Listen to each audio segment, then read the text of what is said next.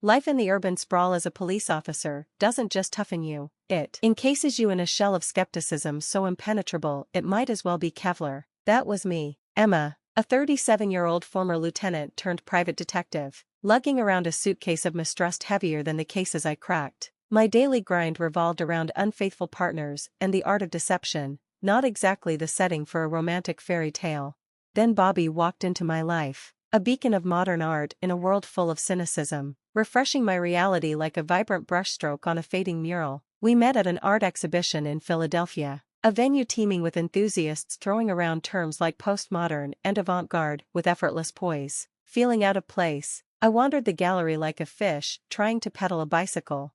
Intriguing piece, isn't it? Bobby's voice cut through my discomfort, his gaze fixed on what appeared to be a strategically arranged heap of junk.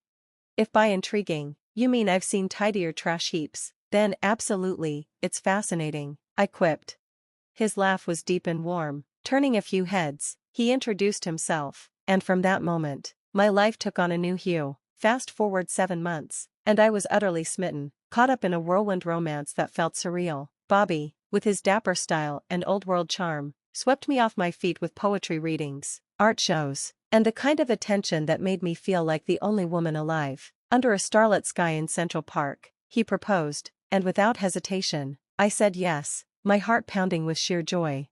But every fairy tale has its shadows. Enter Marilyn, Bobby's mother, the epitome of frostiness. Our first dinner together was tense, with Marilyn scrutinizing me as if I were an unworthy intruder in her carefully curated world. A detective? Isn't that a bit unladylike? She asked, her tone sharp.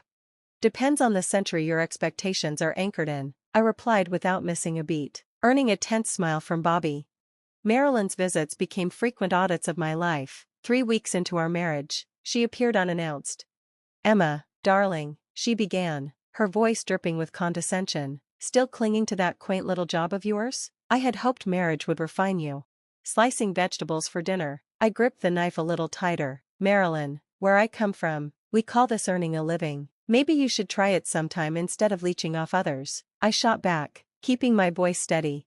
Her lips pursed tightly. Bobby was raised with certain expectations. Emma, there's still time for you to find a more suitable career.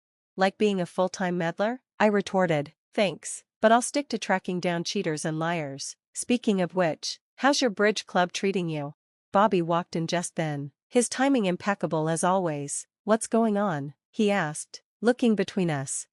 Your wife was clarifying her career choices for me, Marilyn said, her tone overly sweet. Bobby sighed, pinching the bridge of his nose. Mom, Emma's career is important to her. It's part of who she is. Turning to me, he pleaded, Emma, let's not do this now, please. I wanted to argue, to defend myself, but I held back. Fine, I said curtly, returning to the vegetables.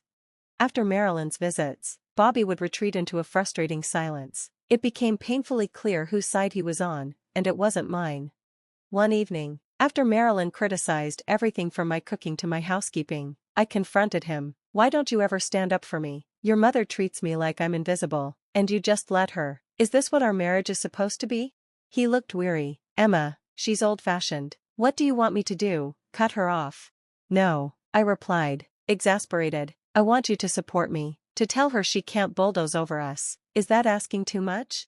I'll talk to her, okay? Just give it time. She'll adjust, he said, raking his fingers through his hair.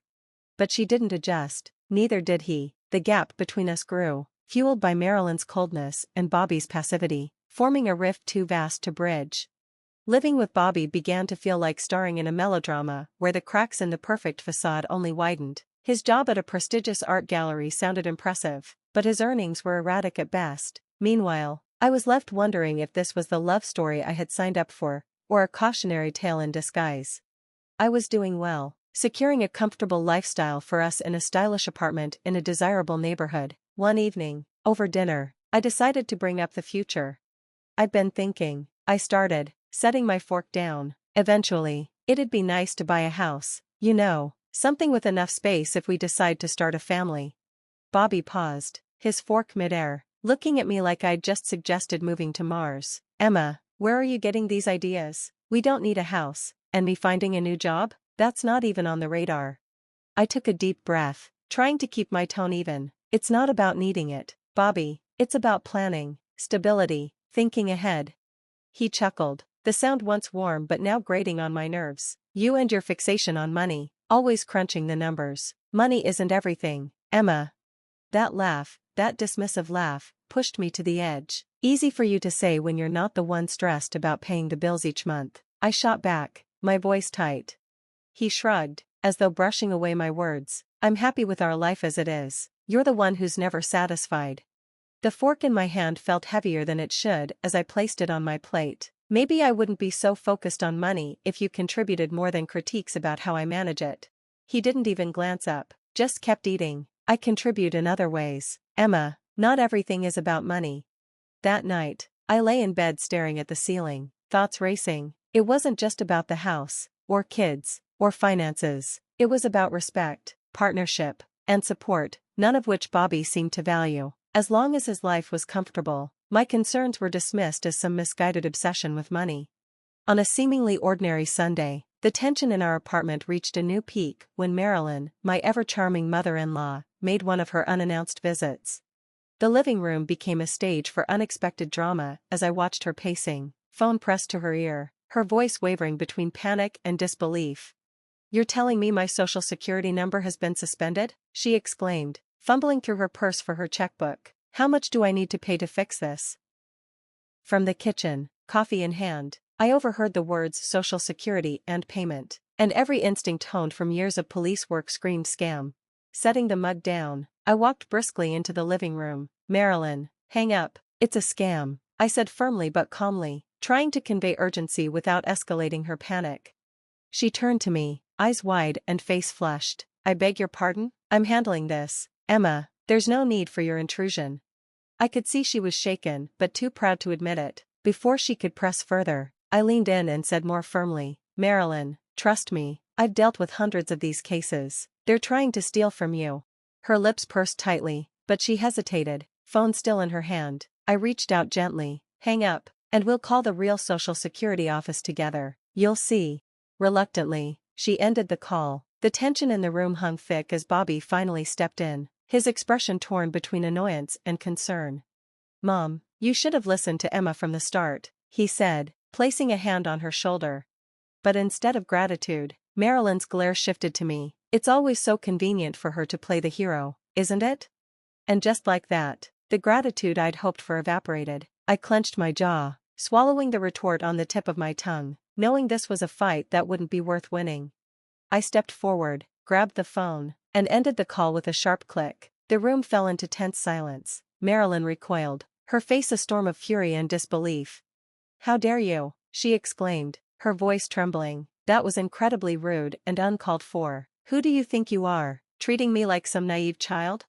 Before I could respond, Bobby appeared in the doorway, his expression a mix of concern and frustration. Emma, what's going on? Why are you upsetting my mother?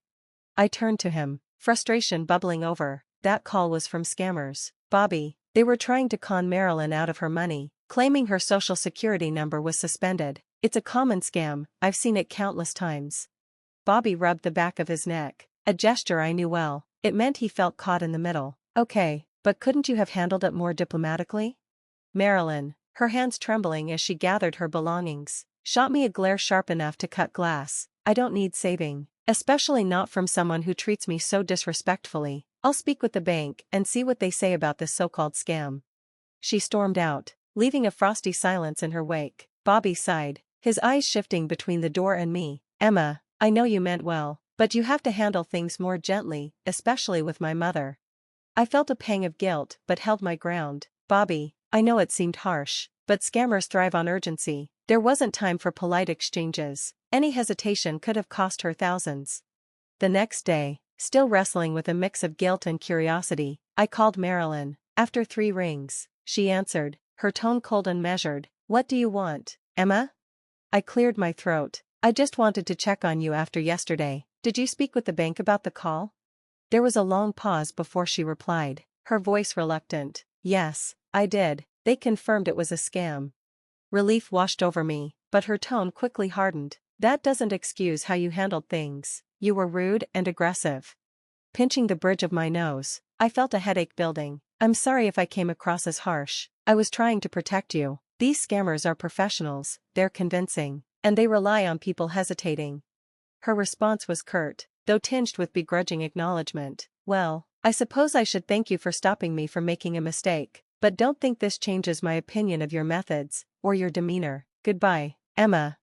I saw Bobby's upcoming birthday as a chance to bridge the growing chasm between us, a hopeful opportunity to rekindle the fading spark in our relationship. Carefully, I planned a romantic weekend getaway, envisioning it as a step toward restoring what we once had.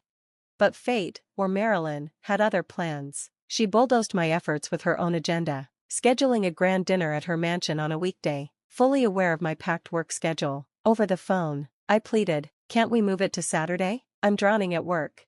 Her voice was a blend of saccharine sweetness and icy control. "No, dear, this is when it's happening. Bobby shouldn't have to adjust his birthday to fit around your job." Frustration gnawed at me, and I found myself confiding in my boss, the only person who seemed to understand. He'd witnessed more betrayals than most and recognized the importance of the moment. "Go," he urged with a knowing look. "Do what you need to do." When I arrived at Marilyn's, the party was already in full swing, a spectacle of ostentation and pretense. Marilyn spotted me immediately, her smile tightening as she whispered something to Bobby. My eyes followed her line of sight, and there he was, my husband, sitting by the fireplace, his arm draped casually around a woman who was far more than just a colleague. My heart sank, but I steeled myself and approached. "Aren't you going to introduce me?" I asked, trying to sound composed despite the whirlwind of emotions inside. Bobby flinched, his eyes widening in surprise. "Ah, Emma, this is Lori from the gallery," he mumbled, turning awkwardly to the woman. "And this is, Emma, a relative." The word struck like a slap. A relative? Seriously, Bobby? I couldn't contain my incredulity. "Your wife, Bobby, remember?" My voice carried across the room, silencing the hum of conversations. All eyes turned to us. Bobby's face turned red with a mix of embarrassment and irritation. "You know, a real wife would have made her husband's birthday a priority," he shot back, dismissing me with a turn of his shoulder. Before I could respond, Marilyn appeared, her voice oozing disdain. "You see, Emma, you just don't fit in here. Bobby needs someone supportive, like Lori, not, whatever this is." Her words, sharp and deliberate, cut deep. She gestured toward the door with a venomous smile. "I think it's best if you leave. You're not wanted here." I took a deep breath, summoning every ounce of dignity I had left. "You know what, Marilyn? Maybe you're right. Maybe I don't belong in a family that thrives on lies and deception." Without another word, I turned and walked out into the cold night, the chill wrapping around me like the icy aftermath of betrayal. After the disaster at Bobby's birthday and the stark revelations that followed, I knew I needed irrefutable proof to end the marriage on my terms. The thought of investigating Bobby myself felt unbearable. I could handle uncovering secrets about strangers, but not about the man I had once envisioned growing old with.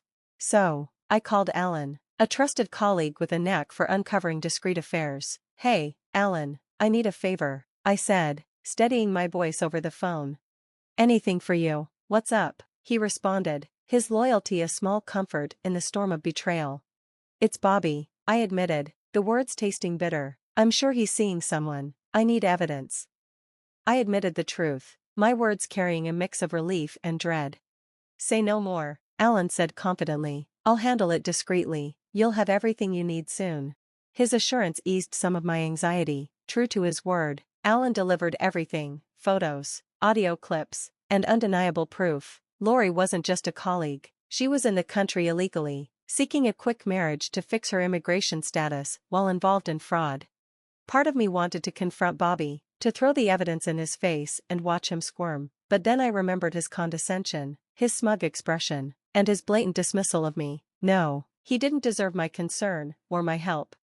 Filing for divorce was like tearing off a band-aid from a wound that had been festering for far too long. I demanded financial compensation, the bare minimum after his betrayal. The fallout was explosive. Marilyn, ever the dragon lady, stood firmly by Bobby's side, painting me as the villain, but I stood my ground, fueled by both the evidence and the injustice of their accusations. When the ink on the divorce papers dried, it wasn't just the end of a marriage, it was the beginning of a new chapter, a rebirth from the ashes of my life with Bobby. Opening my detective agency wasn't just a dream fulfilled, It was a testament to my resilience. The agency quickly built a reputation for discretion and effectiveness, a reflection of the lessons I had learned through my own struggles. One morning, sunlight streamed into my new office, illuminating the framed license on the wall. Alice, my right-hand woman and confidant, peeked in. "Boss lady, you've got a minute? We've got a potentially big case. A woman suspects her husband of having an affair. She wants surveillance, photos, the works." I couldn't help but smile at the irony. "Sounds like our bread and butter. Do we have the details?" Alice nodded, placing a file on my desk. "Yeah, but there's a catch. She's on a tight budget." I thought for a moment, realizing this was my chance to pay it forward. "Tell her we'll work with her budget. And Alice, let's make sure we're thorough. I know all too well what it's like to be on the other side of this conversation." Alice grinned. "Knew you'd say that. You're a good person, you know." I smirked. "Try telling that to my ex." As the days passed and the cases piled up, each one felt like a step toward healing. Infidelity, secrets, and lies, these were the patterns I had grown familiar with. Yet, with each closed case, I felt another piece of myself mend, validation that I had made the right choice to start over. Then one morning, as the city stirred awake, an elderly woman burst into the office, her distress palpable. She argued with my receptionist about her son's wife, who had vanished with a large sum of money, leaving the family in financial ruins. She insisted on speaking to the agency owner and mentioned needing a payment plan. Curiosity piqued. I decided to meet her myself. To my astonishment, I found myself face to face with Marilyn, my former mother-in-law. Recognition flickered across her face before embarrassment set in. "Emma, you run this agency?" "I do," I said, keeping my voice steady despite the swirl of emotions. "How can I help?" Desperation overtook her shame. "You have to help me find her. The woman who ran off with my son's money. Bobby's in shambles. Do it for the family's sake, without charge." Her audacity rendered me momentarily speechless. "Marilyn, first, we're not family. Second, I run a business, not a charity for ex-in-laws." "Emma, after everything, can't you do this one thing? It's the least you could do," she pressed.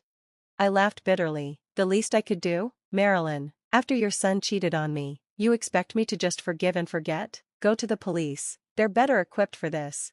She stood there, flabbergasted, as if the thought of me refusing her had never crossed her mind. "Marilyn, I've learned my lesson. Never trust scammers and liars. Maybe it's time you did too." The decision was final. Life, it seemed, had come full circle, but I had no intention of being dragged back into their chaos. A week later, my phone buzzed. The caller ID showed a number I thought I had erased. "Bobby." Against my better judgment, I answered. "Bobby, what do you want?" "Emma," he began, his tone tentative. "I've been thinking. I want us to start over. For the kids, you know." I couldn't help but snort. "Really? And where would we live in this fantasy of yours?" "With my mom, at first," he said eagerly. "We can save money, then you can buy us a house. It'll be perfect." I laughed, the absurdity of his proposal striking me fully. "You think I'd come back to play house with you and your mom, and then foot the bill for a big house?" "Emma, I've changed, please," he pleaded. "Bobby," I said firmly, "you haven't changed a bit. Goodbye." As I hung up, a profound sense of peace washed over me. The call, absurd as it was, served as validation. I had grown, I had healed, and I had reclaimed my life. The future lay ahead, bright and brimming with promise. Turning back to my work, I felt a renewed sense of purpose. After all, the best revenge is living well, and I was doing just that.